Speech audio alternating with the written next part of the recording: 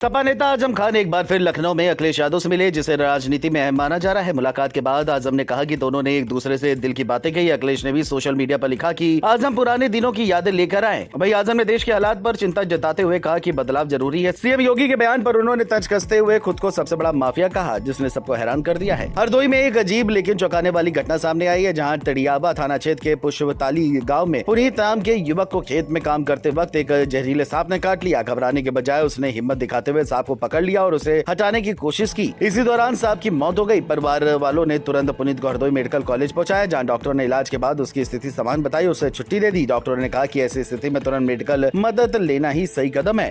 आज रात्रि में हमारे पास पुनीत सनाब सुरेश उम्र लगभग 28 वर्ष पुष्पताली थाना टनियामा का निवासी था, जो कि हमारे इमरजेंसी में आया हुआ था, जो कह रहा था कि मुझको किसी सांप ने काटा हुआ है।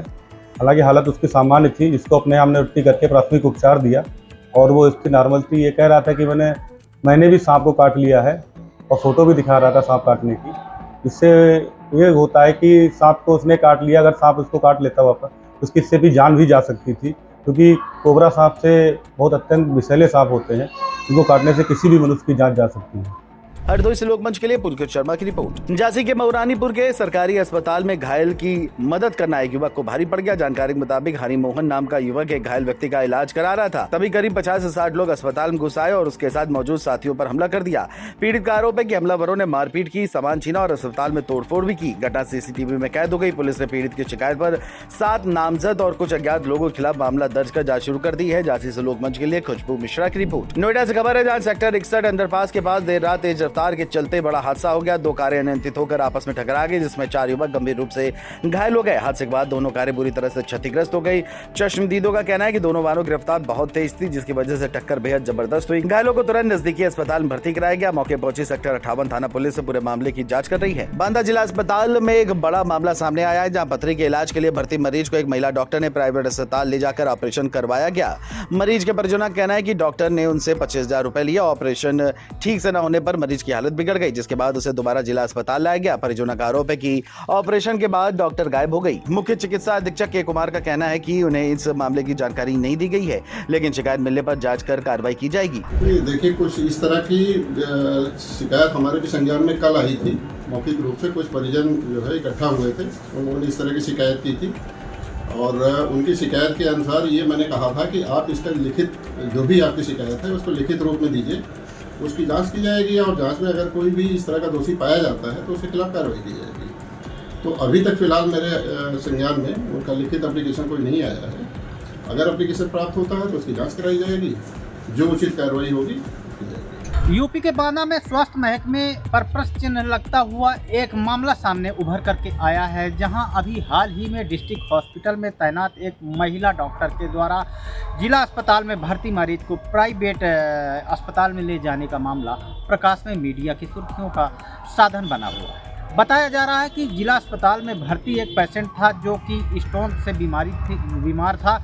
उसके बताया जा रहा है कि उसके पथरी थी। दर्द अधिक होने की वजह से परिजन भी विचलित थे कि किसी तरीके से हमारे मरीज को आराम मिले, और उस डॉक्टर के द्वारा जो है उन्हें प्राइवेट हॉस्पिटल में, यानी कि खुद के हॉस्पिटल में जैसा भी हो वहाँ ले जाया गया और 25,000 रुपये ले करके, जैसा कि मरीज के तीमारदार का आरोप है कि 25,000 रुपये दे करके मैंने डॉक्टर को ऑपरेशन के लिए राजी करवाया और डॉक्टर ने ऑपरेट किया। ऑपरेट करने के बाद में महिला की हालत और बिगड़ गई। आगरा पुलिस ने बड़ी कार्रवाई करते हुए 3 पुलिस कर्मियों को त्वरित प्रभाव से सस्पेंड कर दिया है और 9 के खिलाफ विभागीय जांच शुरू की है।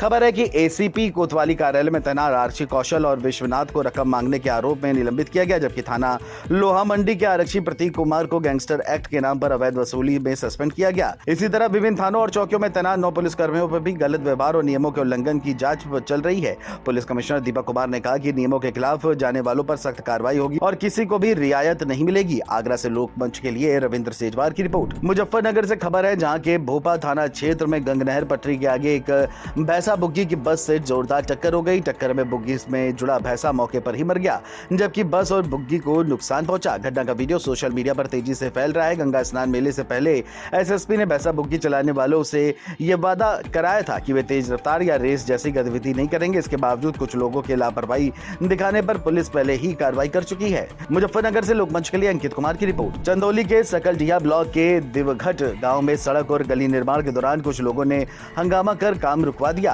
आरोप है कि दबंगों ने मौके पर पहुंचकर मजदूरों को डांटा और लगाई जा रही इंटरलॉकिंग ईंटों को उखाड़कर फेंक दिया। बता दें ये काम पंचायत निधि से हो रहा था। घटना का वीडियो वायरल होने के बाद ग्रामीण नाराज है। उनका कहना है कि शिकायत देने के बाद भी अधिकारी कार्रवाई नहीं कर रहे हैं। ग्रामीणों ने चेतावनी दी कि जल्द कदम न उठाया गया तो वे प्रदर्शन करेंगे। चंदौली से लोकमंच के लिए सुजीत कुमार की रिपोर्ट। कासगंज में घरेलू विवाद से जुड़ा गंभीर मामला सामने आया है। बेटे और बहू के झगड़े के दौरान बहू के परिजनों पर उसके पिता पर धारदार हथियार से हमला करने का आरोप है। अधेड़ व्यक्ति पर कई बार वार किए गए जिससे उसकी हालत बेहद गंभीर हो गई और आते तक बाहर आ गई।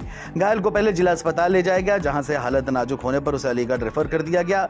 घटना गंज डुडवारा क्षेत्र के गणेशपुर गांव की है। पुलिस मामले की जांच कर रही है। कासगंज से लोकमंच के लिए जुम्मन कुरैशी की रिपोर्ट। गाजियाबाद में कथित मुठभेड़ के मामले में अदालत ने बड़ा फैसला लेते हुए क्रॉसिंग रिपब्लिक थानाध्यक्ष के खिलाफ मुकदमा दर्ज करने का आदेश दिया है। 4 युवकों ने कोर्ट में बताया था कि उन्हें असल में थाने से ले जाकर मुठभेड़ दिखाया गया। कोर्ट ने जब थाने की सीसीटीवी फुटेज मांगी तो पुलिस ने कभी तकनीकी खराबी कभी गोपनीयता का कारण बताया और फुटेज नहीं दी। कोर्ट ने इसे गलत मानते हुए कहा कि फुटेज जानबूझकर छिपाई गई है। अब मेडिकल बोर्ड बनाकर चारों युवकों का मेडिकल कराने और रिपोर्ट पेश करने के निर्देश दिए गए हैं। गाजियाबाद से लोकमंच के लिए राकेश दास की रिपोर्ट।